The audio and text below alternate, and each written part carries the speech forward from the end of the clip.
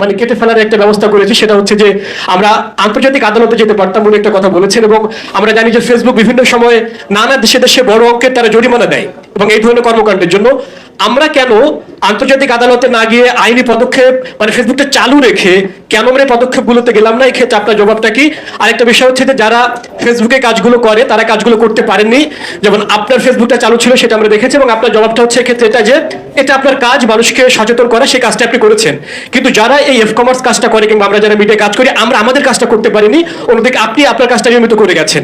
এই দুটো জিনিস কেন আপনারা চালু রেখে কেন তাদের সঙ্গে কথা বলেননি? কোনো কমিউনিটি গাইডলাইন ফেসবুককে আমরা প্রোভাইড করেছি কিনা?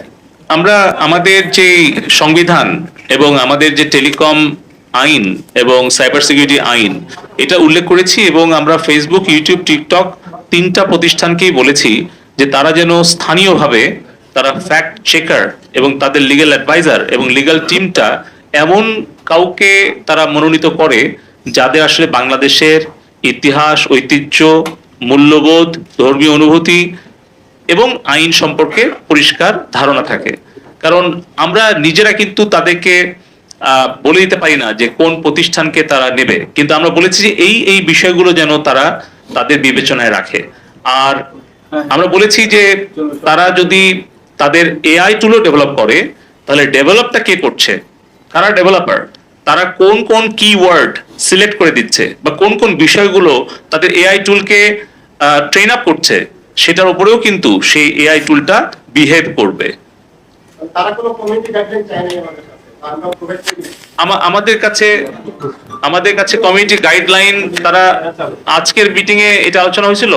আমি আজকের মিটিংটা নিয়েই শুধু বলছি আরাফাত ভাই, আমি অন্যান্য বিষয় নিয়ে আর বলছি না। মাননীয় প্রতিমন্ত্রী, আমার একটা প্রশ্ন ছিল, সেটা হচ্ছে যে আজকে তো শুধু আপনি বলছিলেন যে টিকটকের প্রতিনিধি ছিলেন, ফেসবুকের বা ইউটিউবের কোনো প্রতিনিধি মানে ফেসবুকের তো হয়নি, ইউটিউবে হয়েছে কিনা এবং ইউটিউবের কথা কোনো বলছেন না, তারা কি প্রতিশ্রুতি দিয়েছে? আমরা ফেসবুক শুনলাম, টিকটক শুনলাম, কিন্তু ইউটিউবের ব্যাপারে যদি একটু বলতেন। আমি ইউটিউবেই প্রথমে বলেছিলাম তারা কি প্রতিশ্রুতি দিয়েছে, মানে টিকটক তারা তাদের এই কন্টেন্ট, তারা যেই পার্সেন্টেজ কন্টেন্ট তারা টেক ডাউন করেছে সেটার ব্যাখ্যা দিয়েছে যে এগুলো তাদের কমিউনিটি স্ট্যান্ডার্ডের সাথে কমপ্লাই করে না, সেহেতু তারা এটা করেছে। আর কেন করতে পারেনি সেই ব্যাখ্যাটাও কয়েক পৃষ্ঠা ধরে তারা ব্যাখ্যাটা দিয়েছে লিখিতভাবে।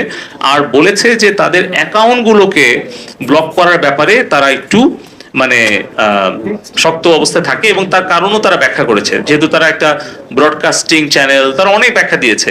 মানে আপনাদের নিজস্ব ইউটিউব চ্যানেল আছে যারা মেইন স্ট্রিম মিডিয়া, সো বিভিন্ন কন্টেন্ট আছে, ওরা বেশি করে বলছে যে তারা বেশিরভাগ সময়ে তারা চায় যে কোনটা কোন বয়সের জন্য অ্যাপ্রোপ্রিয়েট আর কোনটা কি ধরনের কন্টেন্ট, এই ধরনের যদি কেউ ব্যানার বা কোনো ডিসক্লেইমার দিয়ে দেয় তখন তাদের পক্ষে আসলে তাদের রুলস অনুযায়ী ব্যবস্থা নেওয়া কঠিন হয়। তারপরেও তারা বিস্তারিত ব্যাখ্যা দিয়েছে যে কোন কোন জায়গাতে তারা আমাদের সহযোগিতা করতে পারলো আর কোন কোন কন্টেন্ট টেকডাউনের জন্য করতে পারলো না।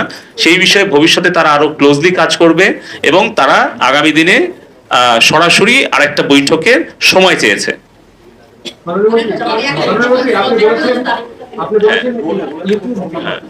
জি, তারা আসলে কিছু ব্যাপার আমাদের সাথে শেয়ার করেছে, আর কিছু ব্যাপার বলেছে যে তারা তাদের legal team, technical team, global team, law enforcing team, এগুলো ভিন্ন ভিন্ন ক্যাটাগরিতে কথা বলবে। যেরকম তারা বলছে যে যখন কোনো একটা কন্টেন্ট তাদের কমিউনিটি স্ট্যান্ডার্ড ভায়োলেট করে বা কোনো দেশের আইন ভঙ্গ করে, তখন সেটা টেক ডাউন করা তাদের জন্য সহজ। কিন্তু সেখানেও তারা কোনটা কোনটা করে নেই সেটা আমরা কারণ সব ব্যাখ্যা দিয়েছি। তারা বলেছে যে এটা আগামী দিন আরো সহজ করে। কিন্তু ব্যক্তির ব্যাপারে যখন হয় তখন সেই বিষয়টা তারা বলছে যে ওই ব্যক্তির সামগ্রিক কর্মকাণ্ডের একটা মানে ভ্যালুয়েশন তারা করে, ইভালুয়েশন করে। আর একটা হচ্ছে ওই ব্যক্তির পেজে বা অ্যাকাউন্টে কখন কোন কন্টেন্ট বা কোনো ভিডিও, কোনো ছবি, ইমেজ বা কোনো স্ট্যাটাস কোনটা আসলে কোনটাকে আঘাত করছে, সেই অনুযায়ী তারা বেশি আগ্রহী ওই content wise, post wise action নিতে। হ্যাঁ, আমরা এটা প্রমাণ করতে পারছি, এবং তার জন্য আমরা অনেকগুলো আমরা দিয়েছি। এবং তারা যদি কনভিক্টেড হয় তাহলে সেটা একভাবে তারা দেখে। তারা যদি ধরেন যে তাদের একটা কন্টেন্ট একটা দেশের বিরুদ্ধে গেল, একটা কন্টেন্ট আরেকটা ব্যক্তির বিরুদ্ধে গেল, একটা কন্টেন্ট হয়তো ওদের কমিউনিটি স্ট্যান্ডার্ড ভায়োলেট করলো, কিন্তু আরেকটা কন্টেন্ট হয়তো তারা বুস্ট করে তাদের বিজনেস প্ল্যাটফর্ম হিসেবে নিচ্ছে। সো এইভাবে কিন্তু তারা কিছু কিছু কৌশল নিয়েছে এই দেশ বিরোধী চক্রান্তকারীরা, সেটাও আজকে আমাদেরকে তারা ব্যাখ্যা দিয়েছে। মাননীয় মন্ত্রী, আপনি বলেছেন এটা তো সত্য না। টিকটক তো মানে টিকটক নামে কোনো প্ল্যাটফর্ম তো আমার জানা মতে মানে চিনে নাই, ওখানে ভিন্ন একটা নাম আছে। আর আর টিকটকের তো মালিকানা তো আমরা যেটুকু ওপেন প্ল্যাটফর্মে ডেটা পাই। আপনার সূত্র কি যে টিকটক চায়নার কোম্পানি? না, আমাকে সূত্রটা দিলে, আমার জানা নাই। আমি জানতে চাচ্ছি যে আপনি যে বললেন, দাবি করলেন যে টিকটক চীনের কোম্পানি, আপনার কাছে কোনো নির্ভরযোগ্য সূত্র আছে? আপনি আমাকে দেন।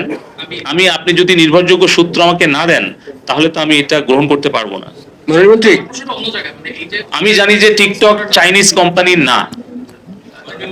এখন আপনি যদি জানেন যে টিকটক চাইনিজ কোম্পানি, তাহলে আমাকে একটা নির্ভরযোগ্য সূত্র এবং তথ্যপাত্র দিলে তখন আমরা টেলিকম ডিভিশন এটা মেনে নেব। কিন্তু আমাদের কাছে টিকটকের যিনি প্রতিনিধি এসেছিলেন, ওনাকে আমরা জিজ্ঞেস করেছিলাম যে আমরা বেশ কিছু মিডিয়াতে দেখছি আপনারা কি চাইনিজ কোম্পানি কিনা।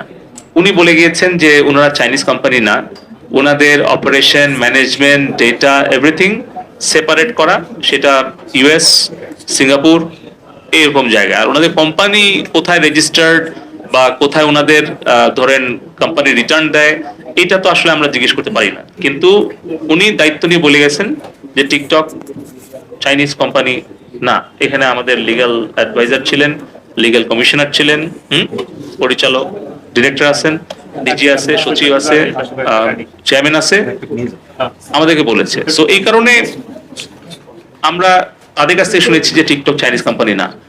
আপনার কাছে যদি কোনো অথেন্টিক সোর্স থাকে যে টিকটক চাইনিজ কোম্পানি, আপনি দিলে আমরা আবার তাদের কাছে একটা ইমেল পাঠাবো। মাননীয় মন্ত্রী,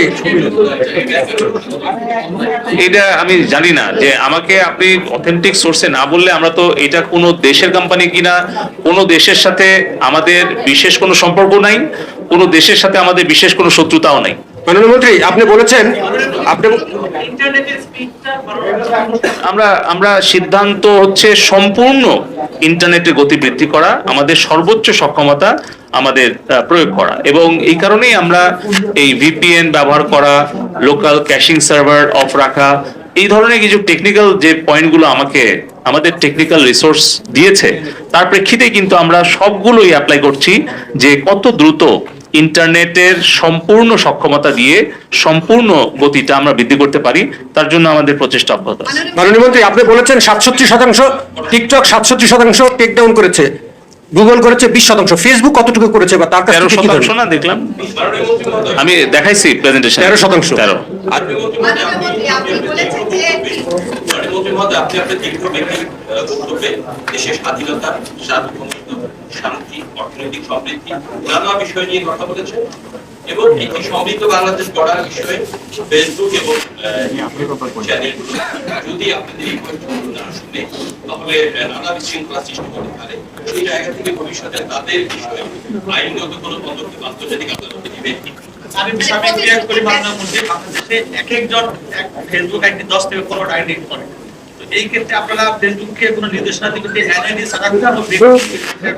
আমার অনুরোধ থাকবে আমাদের একটা জিনিস বলছি যে পেজ কটা নাকি যাদের কোনো টিম নাই, টেজ না থাকা, তারা যে কেউ পেজ করে বাংলাদেশে ছড়াচ্ছে, এই ব্যাপারে ফেসবুককে কোনো নির্দেশনা দিবেন। মাননীয় মন্ত্রী, আমি এক করতে চাই যে আজকে তারা যে প্রতিশ্রুতি দিয়েছে সেটা যদি বরখাস্ত করে, তাহলে আপনারা কি অ্যাকশন নেবেন?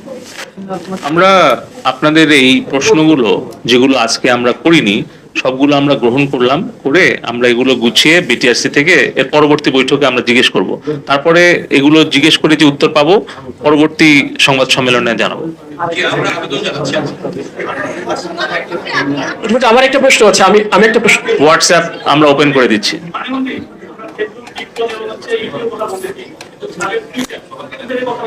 আমরা ওপেন করে দিচ্ছি।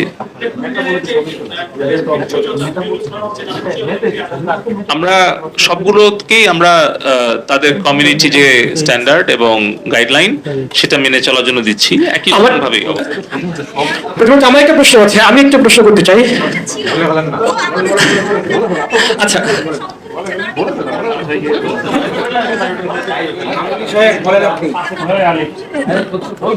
আজকে সকালে আমি বাণিজ্য মন্ত্রীর কাছে একটা অনুরোধ পত্র পাঠিয়েছি যেন আমাদের কমার্স, ই কমার্স, ফ্রিল্যান্সারদের জন্য একটা বিশেষ প্রণোদনা দেওয়ার ব্যবস্থা করে। আচ্ছা, আমার একটা প্রশ্ন আছে, বাংলাদেশ এই যে আপনি যে কমিউনিটি স্ট্যান্ডার্ডের কথা বলুন ফেসবুকের সঙ্গে, এটি নিয়ে ফেসবুকের কমিউনিটি স্ট্যান্ডার্ড বাংলাদেশের প্রয়োজনে দীর্ঘদিন ধরে আমরা এগুলো দেখছি যে তারা আসলে এলোমেলো কাজ করে। এলোমেলো বলতে এটা, আমরা যখন নিজেরাও ধরনের অভিযোগ তাদেরকে জানাই তারা অনেক সময় রেসপন্স করে না, এটা সত্য। কিন্তু এটাও ঠিক যে আমরা যে কাজটা করেছি, মাথা ব্যথার জন্য আমরা পুরো মাথাটাই মানে কেটে ফেলার একটা ব্যবস্থা করেছি, সেটা হচ্ছে যে আমরা আন্তর্জাতিক আদালতে যেতে পারতাম বলে একটা কথা বলেছেন। এবং আমরা জানি যে ফেসবুক বিভিন্ন সময় নানা দেশে দেশে বড় অঙ্কের তারা জরিমানা দেয় এবং এই ধরনের কর্মকাণ্ডের জন্য আমরা কেন আন্তর্জাতিক আদালতে না গিয়ে আইনি পদক্ষেপ মানে ফেসবুকটা চালু রেখে কেন আমরা এই পদক্ষেপগুলোতে গেলাম না? এই ক্ষেত্রে আপনার জবাবটা কি? আরেকটা বিষয় হচ্ছে যে যারা ফেসবুকে কাজগুলো করে তারা কাজগুলো করতে পারেননি, যেমন আপনার ফেসবুকটা চালু ছিল সেটা আমরা দেখেছি, এবং আপনার জবাবটা হচ্ছে ক্ষেত্রে এটা যে এটা আপনার কাজ, মানুষকে সচেতন করা, সেই কাজটা আপনি করেছেন। কিন্তু যারা এই কমার্স কাজটা করে কিংবা আমরা যারা মিডিয়ায় কাজ করি, আমরা আমাদের কাজটা করতে পারিনি, অন্যদিকে আপনি আপনার কাজটা নিয়মিত করে গেছেন। এই দুটো জিনিস কেন আপনারা চালু রেখে কেন তাদের সঙ্গে কথা বলেননি? আর এই যে মানুষের যে ভোগান্তিটা হলো, এটি নিয়ে আপনার কাছ থেকে কি প্রতিক্রিয়া আমরা পাবো? ধন্যবাদ। এটা আমাদের লিগ্যাল টিমকে আমি বলবো যে এই প্রশ্নগুলো আপনারা লিপিবদ্ধ করে রাখেন। আমরা আগামী বৈঠকে সকল সোশ্যাল মিডিয়ার সাথে কথা বলে এই প্রশ্নগুলোর উত্তর কি পাই এবং আমাদের প্রতিক্রিয়া কি এবং ভবিষ্যতে কি করণীয়, একটা স্ট্যান্ডার্ড অপারেশন প্রসিডিওর এবং মেকানিজম, চ্যানেল, গাইডলাইন, এটা নিয়ে পরবর্তী সংবাদ সম্মেলনে আমরা আবার এই উত্তরগুলো দেওয়ার চেষ্টা করব।